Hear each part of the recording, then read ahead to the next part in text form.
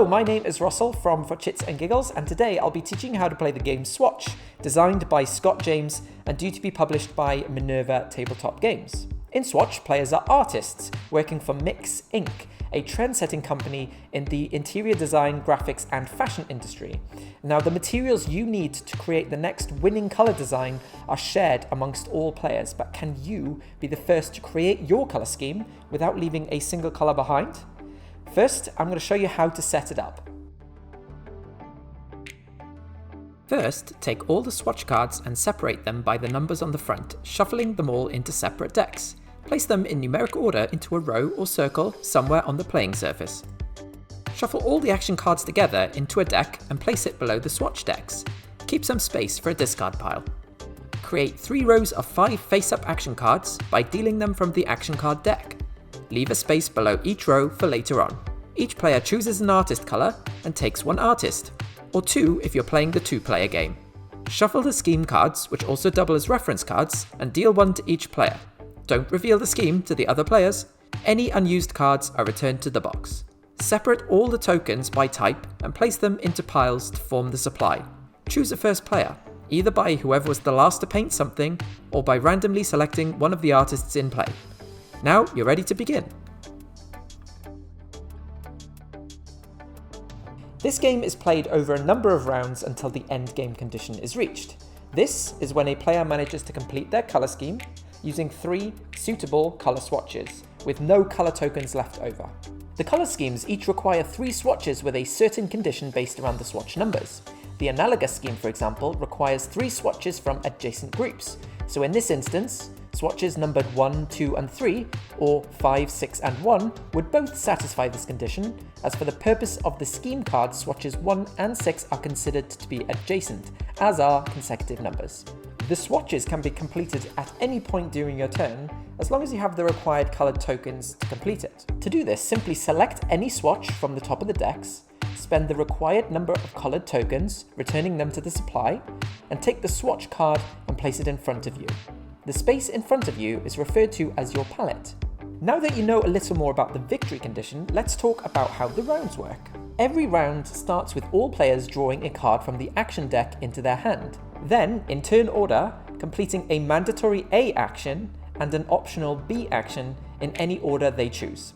The A action is selecting an action card from the active row by placing your worker directly beneath that card. The active row in the first round is the top row, but for subsequent rounds it will always be the next row down, or if you are already at the bottom row, as you will be during the 4th round, the active row will be the top row and the cycle begins again. After selecting the card, you then either use the action on the card and then discard it, add the card into your hand, or discard the card without using its action. When discarding, all discarded cards are placed into a common discard pile, and whenever the action card draw deck is empty, you will create a new one by shuffling all of the discarded cards together. Performing the action on a card is fairly straightforward when you know the 3 different kinds of action cards. The first are the add cards. These let you take the shown number and type of coloured tokens from the supply and add them to your palette. Then there are the swap cards. These let you exchange one cyan, magenta or yellow token from your palette for another. You may swap for the same colour if you prefer, but there is no benefit to doing so.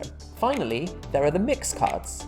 These let you turn the cyan, magenta and yellow cube tokens from your palette to create the red, blue or green disc tokens according to the formula on your reference cards. Please note that each mix card can only be used to create a single type of colour.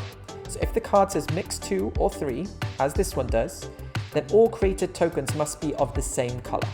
The B action lets you play an action card from your hand and complete said action, but just as a reminder, this is optional. It's important to note that whenever you play an action card, you can only do so if you can complete the action fully. Because certain action cards require a certain type and number of tokens, it is sometimes possible that you may not be able to play an action card, so make sure you plan accordingly.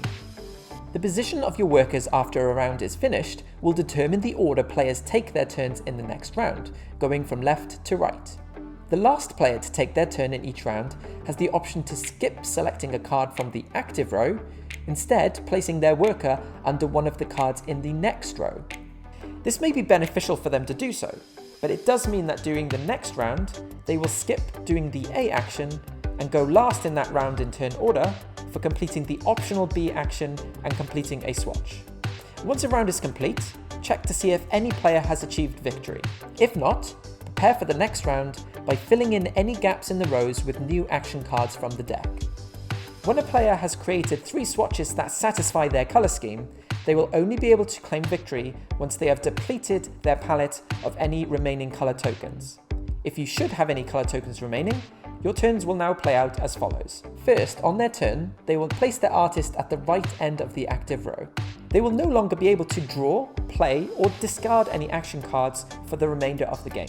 After all other players have taken their turn, they will return 1 colour token from their palette to the supply. If they remove their last remaining colour token in doing so, they have won and the game ends.